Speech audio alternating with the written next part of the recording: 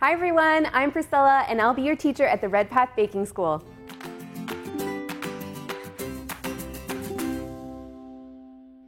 Today our students will be baking Earl Grey scones with Devonshire style cream. Doesn't that sound yummy?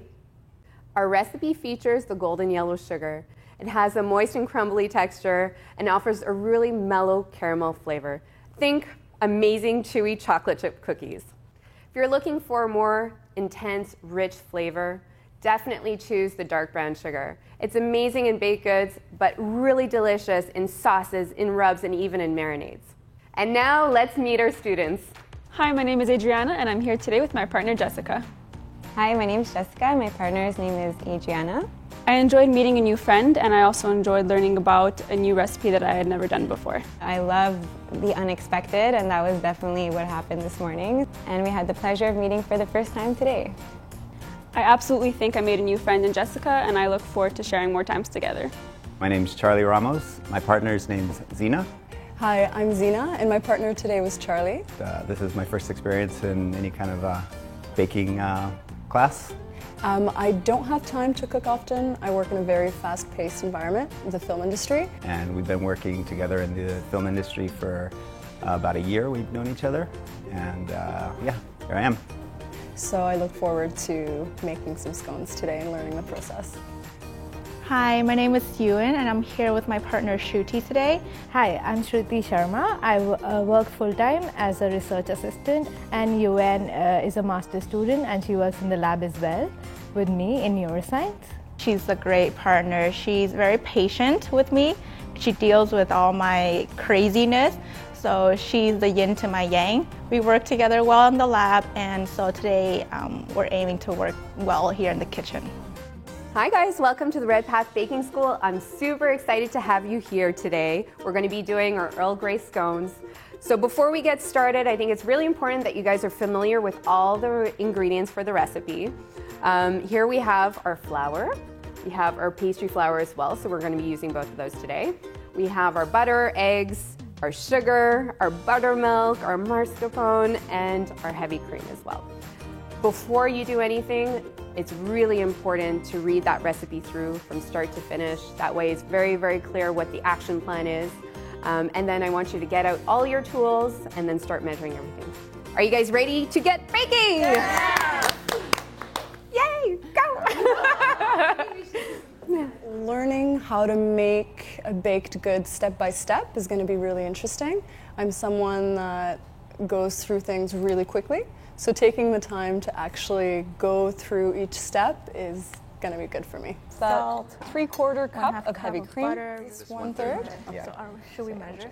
Should we go get stuff? Take that, put it in here. So I learned how to take out the juice out of the lime more accurately by rolling it, and how to measure different sugars and baking powders and stuff like that. So measuring out your ingredients is very important because baking is all about science, right? So this is your dry measuring cup, and what you want to do is really fill that in with your spoon, making sure never to compact it. So really just add the ingredients. You can overfill it, and this is going to allow you to get a nice, even measurement like that. Baking and chemistry is the same. If you add the right reagents, then you get the perfect experiment at the end.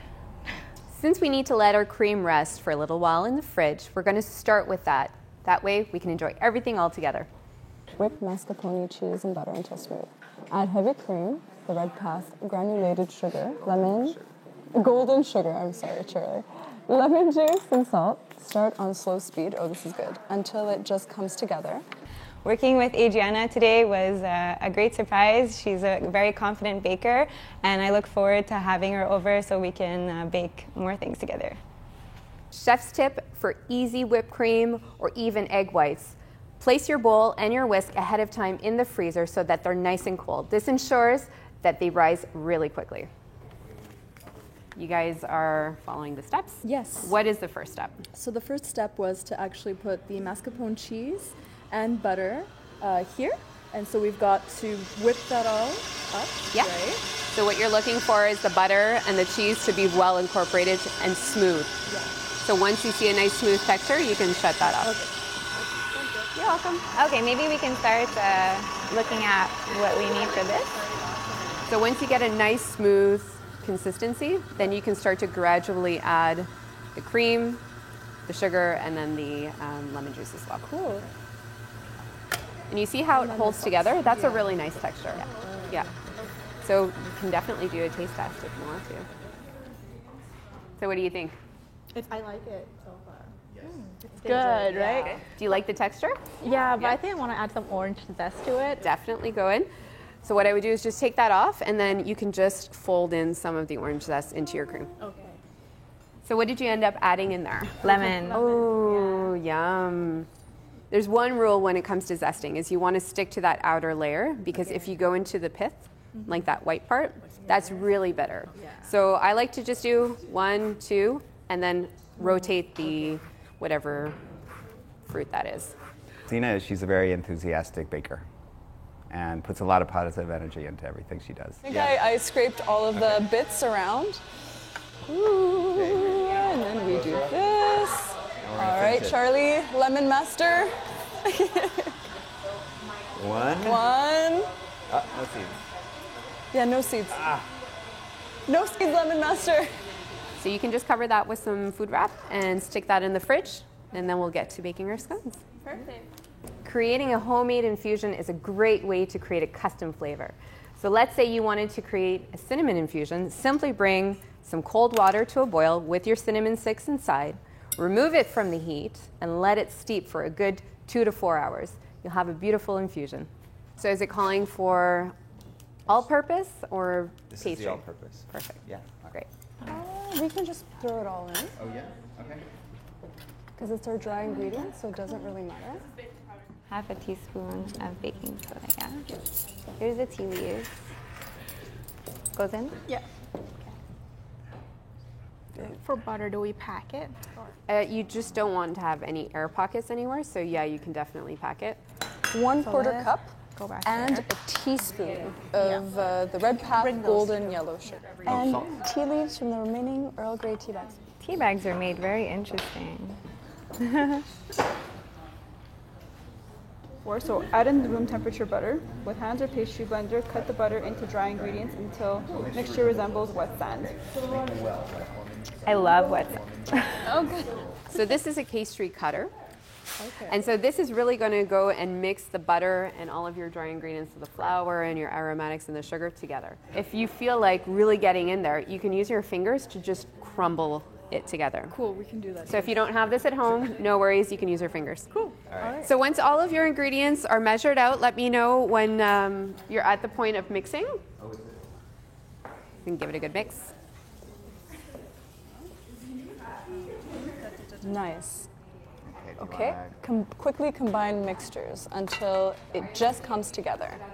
So let us quickly combine the mixtures. Cool. So now we make a little well. So really go right down into the middle. You want to, exactly. So what this is going to allow is a nice slow mixture so that we don't overmix. Be careful to really just fold it in. Don't overmix. You want to have a really nice consistency, fluffy texture. And we're going to be using our hands to roll out or just shape out the scones.